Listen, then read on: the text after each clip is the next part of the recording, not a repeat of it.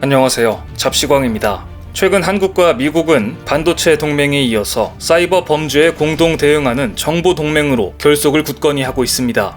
백악관 국가안보회의는 지난 9일 한국과 랜섬웨어 워킹그룹 첫 회의를 개최했다고 공식 발표하면서 심각한 국제 문제로 떠오른 랜섬웨어에 대응하기 위해 한국과 미국이 손을 맞잡은 것으로 이것은 한미동맹의 힘을 보여준 것이라는 의미를 부여했습니다.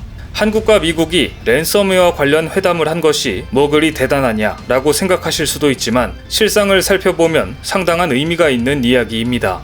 랜섬웨어는 몸값을 뜻하는 영어 단어 랜섬과 소프트웨어의 합성어로 악성 프로그램을 통해 시스템을 잠그거나 데이터를 암호화해 기기를 사용할 수 없도록 만든 뒤 돈을 요구하는 것을 의미합니다. 지난해 12월 미국은 랜섬웨어 태스크포스를 발족했는데 여기에는 미국 연방수사국, 사이버보안국, 영국 NCSC, 유로폴 등 각국 사법기관과 아마존, 시스코, 파이어아이 등 정보기술 및 보안업체가 참여하고 있을 정도로 미국은 랜섬웨어 섬멸을 위해 강력한 태스크포스를 꾸렸습니다. 미 국무부는 콜로니얼 파이프라인 JBS 사태 이후 랜섬웨어 수사를 9.11 사태와 같은 수준, 즉 테러에 준하는 수준으로 격상하겠다고 발표한 바 있는데 한마디로 사활을 걸고 끝까지 추적하겠다는 의지를 밝힌 것입니다. 미국이 이처럼 랜섬웨어 공격에 대응하기 위해 팔을 걷어붙이게 된 이유는 올해 5월 미국 최대 송유관 업체인 콜로니얼 파이프라인이 다크사이드라 불리는 해커 집단으로부터 랜섬웨어 공격을 당했던 사건이 결정타였습니다. 콜로니얼 파이프라인이 하루에 실어 나르는 석유 자원은 미국 동부 지역 공급량의 45%인 250만 배럴 수준에 달합니다. 이런 회사가 랜섬웨어의 피해를 가늠하기 위해 6일간 가동을 중단하자 시장은 공급 부족을 우려해 휘발유 가격이 2014년 이후 처음으로 갤런당 3달러 약 3,510원을 넘어섰고 휘발유 사재기가 이어졌을 정도로 시장에 충격을 주었습니다. 같은 달 세계 최대 육가공업체인 브라질 JBS의 미국 지사도 해커 집단 레빌의 랜섬웨어 공격을 받았습니다.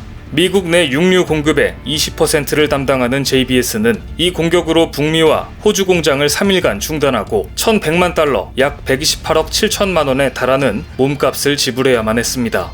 다급해진 미국은 랜섬웨어 공격에 대한 방어는 물론 사건 발생 시 수사기관의 공격자 추적, 은닉, 범죄 수익 환수 등을 위한 국제 공조를 강화하고 있고 또한 러시아와 중국에 근거지를 둔 단체들이 랜섬웨어 공격에 나선다는 인식이 확산됨에 따라 이들 국가를 대상으로 단속 강화를 주문하고 나섰습니다.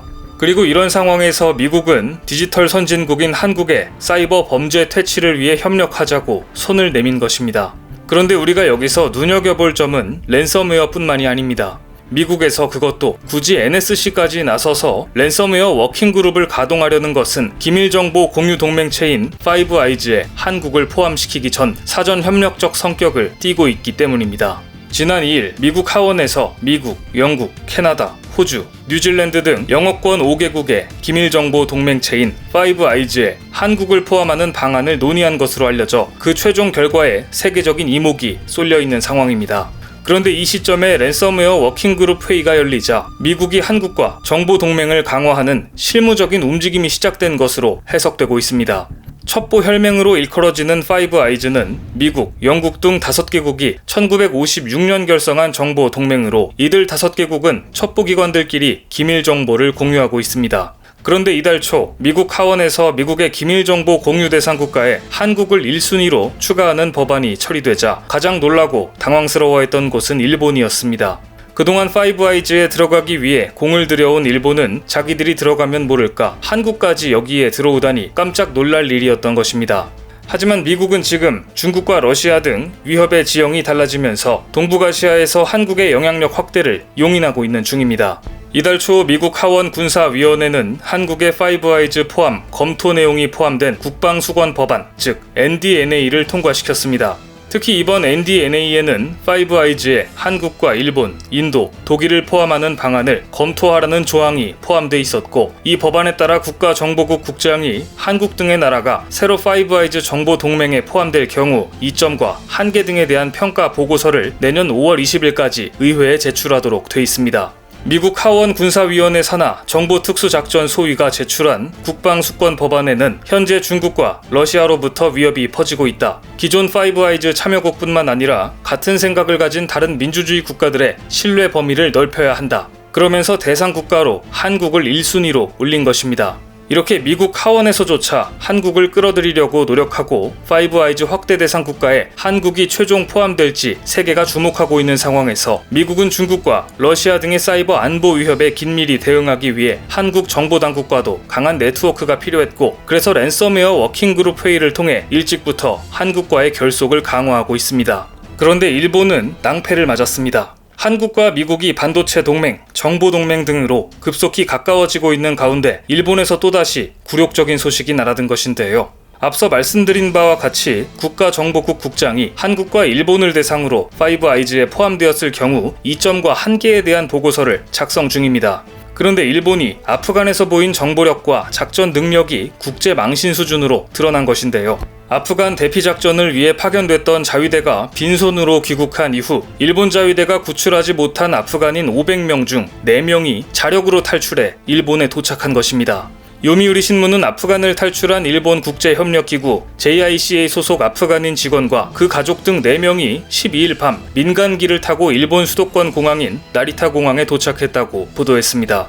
이들은 일본 정부가 아프간 수도 카불에 파견한 자위대 항공기를 통해 탈출시키려고 했었지만 현지 치안이 악화한 가운데 카불 공항까지 이동할 수단을 구하지 못해서 자위대 수송기를 타지 못한 것으로 알려졌는데요. 한국의 미라클 작전에서 한국 외교관들은 카불 공항까지 버스로 이동을 시키는 작전을 수행해 400명에 가까운 아프간 조력자들을 구출해서 세계적인 찬사를 받았는데, 일본이 파견한 자위대는 아프간인 협력자들을 공항으로 들여보낼 방책을 마련하지 못하고 자력으로 이동해서 오라고 했으며 결국 아프간 조력자와 가족들을 단 한 명도 구출하지 못한 채 귀국해 국민들로부터 거센 비난을 받은 바 있습니다. 결론적으로 이들을 구출하기 위해 파견된 일본 자위대원 약 300명과 항공 자위대 수송기 3대는 일본인 기자 1명과 미국이 요청한 아프간인 14명을 이송하는 데 그쳐 국제적 망신을 당했습니다. 그런데 일본행 수송기를 타지 못해서 죽음의 위협 속에 지냈던 일본 조력자들이 육로를 통해 자력으로 인접국인 파키스탄으로 들어갔고, 그곳에서 민간기에 탑승해 일본에 도착한 것이었습니다.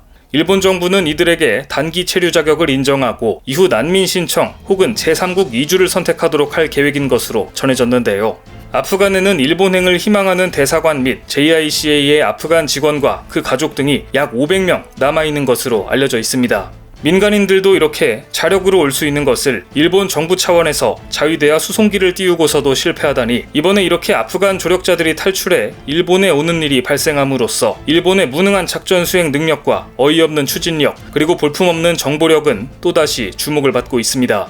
미국 입장에서 중국 견제를 위해 정보 동맹 파이브 아이즈를 강화해야 하는데 바닥 수준의 대외 능력을 보인 일본에 대한 신뢰가 떨어질 수밖에 없어 보입니다. 오늘 준비한 소식은 여기까지입니다. 댓글을 통한 여러분들의 많은 의견 기다리겠습니다. 많은 분들의 생각이 모였을 때 진정 가치 있는 지식이 완성될 것입니다. 시청해주셔서 감사합니다.